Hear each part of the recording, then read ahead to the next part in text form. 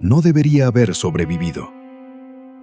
De hecho, si esa mañana de 1755, en la Plaza Real de Burdeos, alguien hubiera llegado 5 minutos más tarde, esta historia no existiría. Porque todo empieza aquí. Un hombre tirado en el suelo, en una plaza de Burdeos, solo, con fiebre, sin nombre completo, y con algo en la cabeza que llevaba años viajando sin estar escrito en ningún sitio. Una receta. Ahora escúchame un segundo, porque aquí es donde esto se pone raro. Esa receta terminó en la mesa del rey de Francia, se convirtió en un negocio que lleva casi 300 años existiendo y hoy está en más de 120 países. Pero el hombre que la creó desapareció, sin rastro, sin historia, sin nada. Y la mujer que la convirtió en todo eso, legalmente no podía ni firmar su propio nombre. Así que la pregunta no es qué pasó. La pregunta es, ¿cómo algo construido por dos personas que prácticamente no existían para su época, acabó sobreviviendo a reyes, revoluciones y al paso de 3 siglos? Y eso es lo que te voy a contar. Pero antes de contarte qué hizo Marie con esa receta, hay algo que necesitas entender. La ciudad, porque sin eso, todo esto parece una historia bonita, y no lo es. Burdeos en 1755 es una ciudad rica, muy rica. Las plazas parecen espejos de piedra, los edificios son elegantes de un blanco que ciega, y los barcos entran y salen sin parar, como si la ciudad fuera el pulmón del mundo. Pero esa riqueza no aparece de la nada. Viene de lo que entra por ese puerto y de lo que sale. Barcos que parten cargados de mercancías, llegaban a África y cargaban esclavos. Desde allí cruzaban el océano, llegando al Caribe, y regresaban con azúcar, ron, especias. Ese era el ciclo, ese era el dinero, ese era el aire que se respiraba, una mezcla de perfume caro y salitre. Y aquí es donde la historia empieza a volverse rara, porque si buscas a Thomas, no lo encuentras. No hay apellido, no hay registros claros, no hay una historia que pueda seguir, solo un nombre, Thomas. Y eso, en esa época, dice más de lo que parece, porque había gente que no tenía apellido o que no podía usarlo. Podía ser marinero, podía ser un hombre libre que había salido de la esclavitud, o podía no ser libre en absoluto, no lo sabemos. Y cuanto más lo miras, más incómodo se vuelve, porque te das cuenta de algo, que la historia sí recuerda la receta, pero no a la persona. Y ahora mírala a ella otra vez, a Marie Brizard, porque aquí hay algo que casi nunca se cuenta y es lo que más debería dolernos. Marie tampoco era libre del todo, no como pensamos ahora. En la Francia del siglo XVIII y en casi todo el mundo hasta hace apenas unas décadas, una mujer era, legalmente, una sombra. No podía firmar contratos, no podía abrir un negocio a su nombre, no podía decir, con la ley en la mano, esto es mío. Imagínate eso por un segundo. Tienes la fórmula, tienes la visión, sabes, en lo más profundo de tus entrañas, que esto puede cambiar el mundo, pero no puedes poner tu nombre en el papel. Marie tiene el cerebro y tiene la ambición, pero necesita una firma que el sistema respete. Así que hace lo único que puede hacer para no perderlo todo. Busca a un hombre, alguien de su sangre que le preste su identidad legal para poder existir en el mercado. Su sobrino, Jean-Baptiste Roger. Él es la cara oficial. Él es el nombre que los bancos aceptan. Él es el que posee legalmente lo que Marie ha creado. Y de repente, lo que ella construye ya no le pertenece. Al menos, no para la historia. Lo que Thomas le dio no era un producto terminado, era un punto de partida. Un mapa borroso de sabores que nadie en Francia había probado así. Marie lo toma y se encierra. Empieza a trabajarlo como un alquimista. Cambia el anís, ajusta las plantas que llegan del Caribe. Busca un equilibrio que no sea solo dulce, sino elegante. No lo copia, lo transforma. Durante años, mientras Jean-Baptiste firma los papeles, Marie perfecciona el líquido en silencio, sin que nadie mire, hasta que un día se detiene. Decide algo que va en contra de toda lógica comercial, que no va a cambiar nada más, nunca, ni una proporción, ni un grado de alcohol. Esa es su firma invisible. Marie no espera a que vengan a buscarla. Aprovecha que Burdeos es la despensa de Europa. Sus botellas empiezan a viajar en los mismos barcos que traen las especias. Se filtran en los equipajes de los nobles que pasan por el puerto. Se sirven en las posadas donde descansan los mensajeros del rey. Es el boca a boca más caro de la historia. La bebida empieza a ganar una reputación extraña. Dicen que es el elixir de Burdeos. Algo que no quema la garganta, que es puro como el cristal.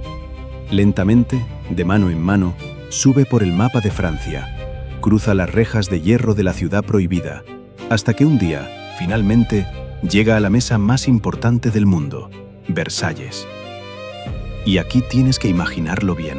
Salones llenos de gente, el sonido de las copas, el oro reflejando la luz de las velas. Nada entra ahí por casualidad. Todo se prueba antes, todo se filtra, todo se decide. En uno de esos banquetes interminables de Versalles, donde se decide el futuro de naciones entre plato y plato, alguien sirve esa bebida. No tiene un nombre ilustre grabado en la etiqueta. No viene de un linaje de destiladores de siglos. Es, aparentemente, solo una botella más en una mesa llena de excesos. Y entonces el rey, Luis XV, la prueba. Y se detiene. Porque lo que tiene en la copa no se parece a nada de lo que hay en Versalles. No es agresiva, no te quema la lengua. Es limpia, es ligera, es distinta. Y eso es precisamente lo que seduce a Luis XV. La pone al lado de los licores más caros del reino. Aquello no era el resultado de la suerte. No era una bebida más, era aire fresco. Así que tomó la decisión que cambiaría la historia de una familia que ni siquiera conocía. Dio la orden de que se sirviera en sus banquetes de forma regular. Y en ese preciso instante, sin necesidad de anuncios, ni de grandes campañas, ni de que el nombre de Marie figurara en ningún registro real, aquella receta creada en una habitación de Burdeos se convirtió en la dueña de la mesa más poderosa de Europa.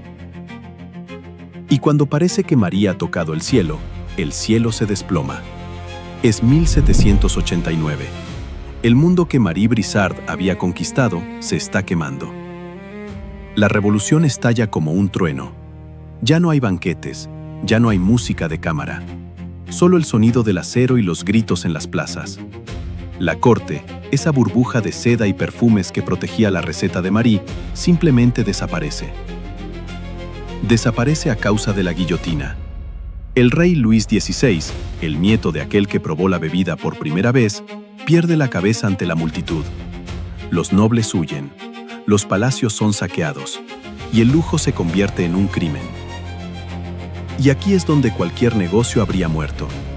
Aquí es donde esperarías que la historia se cierre para siempre. Porque piénsalo, si tu cliente principal es el rey, y el rey ya no tiene cabeza, tú ya no tienes negocio. La lógica dice que la botella de Marie debería haber terminado rota en un rincón, olvidada como un viejo capricho de la aristocracia. Pero no pasa. Y lo que sucede a continuación es lo que demuestra que Marie no solo era una gran destiladora, sino una estratega brillante. Mientras su anís se consumía en las mesas más exclusivas de la corte, Marie hizo algo que ninguna mujer de su época, y muy pocos hombres, habrían tenido el valor de imaginar. No se detuvo a disfrutar del éxito, no se acomodó en el favor del rey. Marie miró hacia el mar. Su estrategia fue la diversificación total. Mucho antes de que la guillotina cayera, sus botellas ya estaban cruzando el Atlántico. Ella entendió el juego antes que nadie. Usó la cara de su sobrino y la infraestructura de Burdeos para infiltrar su licor en las colonias, en las Américas y en las tabernas de los puertos más remotos del mapa. Por eso, cuando Francia se quemaba y las cabezas de los nobles rodaban, el negocio ya estaba a salvo, ya vivía en el resto del mundo. Pero hubo algo más, algo mucho más profundo que la logística. Ella no vendía solo un lujo, vendía una constante. En un mundo que se caía a pedazos, donde nada era seguro y los gobiernos cambiaban de un día para otro, el sabor de su receta no cambió ni un solo milímetro. La misma precisión matemática que fascinó al rey, fascinó a los mercaderes rudos y a los nuevos ciudadanos de la República. Marie sobrevivió porque su imperio no dependía de un título noble, sino de la calidad que ella misma había refinado en la sombra durante años. Se convirtió en una marca décadas antes de que alguien inventara el concepto de marca. Por eso, cuando el polvo de la revolución finalmente se asentó, los palacios estaban vacíos, sí, pero los barcos seguían pidiendo Marie Brizard. Y aquí es donde la historia cambia de verdad, porque lo que recordamos tiene un nombre grabado en vidrio que ha dado la vuelta al mundo. Marie Brizard. Marie Brizard murió en 1801, 12 años después de que el mundo estallara en París. Ella vio caer las coronas y los castillos que la habían hecho famosa. Pero mientras los reyes perdían la cabeza, ella supo expandirse por el mundo. En 1827, mientras América aún se estaba dibujando, las cajas de Marie ya cruzaban el Atlántico. En 1893, Chicago se rindió a sus pies. Para 1900, si no había anisette en tu mesa de París, no eras nadie. Sobrevivió a 2 guerras mundiales, al cine en blanco y negro y a la era digital. 10 generaciones de la misma familia protegiendo un secreto que no ha cambiado ni un miligramo desde 1763. En los años 90, lanzaron una campaña con un eslogan que es, probablemente, la verdad más grande de esta historia. Marie Brizard. Nada ha causado tanto problema desde 1755. Pero esta botella guarda mucho más que un licor. Guarda el eco de un sistema que intentó borrar a quienes la crearon. Recordamos el nombre de Marie, pero no debemos olvidar que ella tuvo que luchar contra un mundo que no le permitía ni firmar su propio destino. Una mujer que, a pesar de las leyes y de las sombras de su época, se convirtió en la mente más brillante de su siglo. Y junto a ella, en cada gota, también está lo que no recordamos: Thomas. El hombre sin apellido, el que no dejó rastro, el que dio el inicio a todo en aquella plaza de Burdeos y luego se desvaneció en el tiempo. Así que la próxima vez que veas una de estas botellas en cualquier lugar del mundo, mírala 2 veces, porque a veces la historia no pertenece a quien aparece en la etiqueta, pertenece a quien tuvo el valor de no desaparecer. ¿Conocías la cara oculta de este licor o siempre pensaste que era solo un nombre comercial? Si te ha gustado, suscríbete y activa la campanita. Dale a compartir para que Thomas y Marie dejen de ser una sombra y cuéntame en los comentarios, ¿qué otra marca crees que esconde una historia así? Sigue viviendo las historias.